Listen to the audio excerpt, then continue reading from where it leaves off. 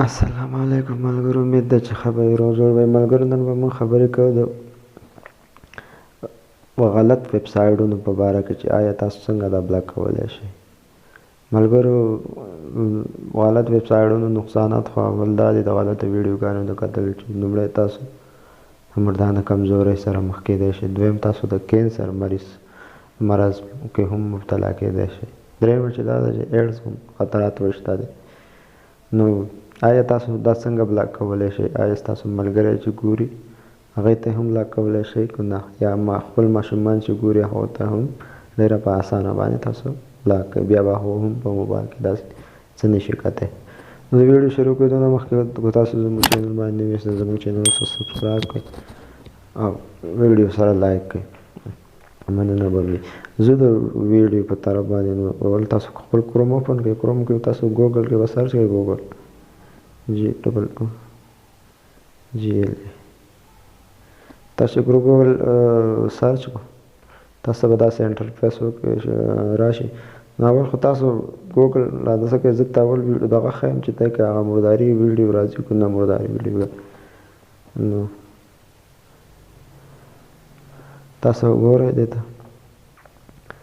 دیس کې ما بلاک کړي دي، دا خو ما ته بلاک ښیي دلته، خو بیا هم که تاسو ما بلاک کړي فلحال زه تاسو ته ښیم تاسو څنګه دا اوس تاسو په خپل بلاک کولی شئ.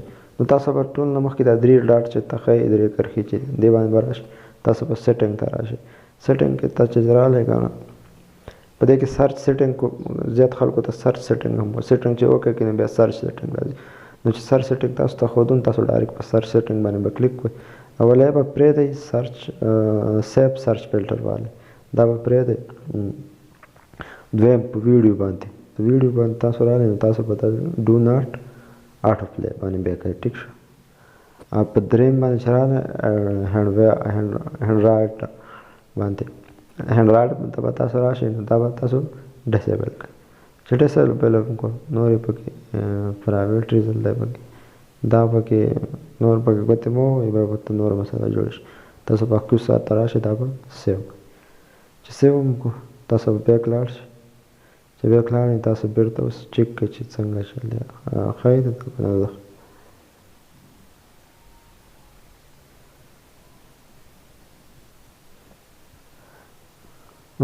نو هم حق شان نو هغه بیا هم تاسو ته داسې انټرفیس راځي، یعنې بیا به تاسو ته دغه غلطې ویډیوګانې دلته نه شو کېږي.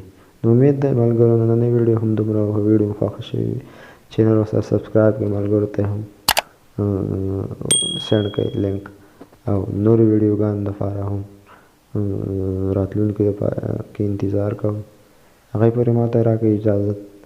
تل وی الله فعاله.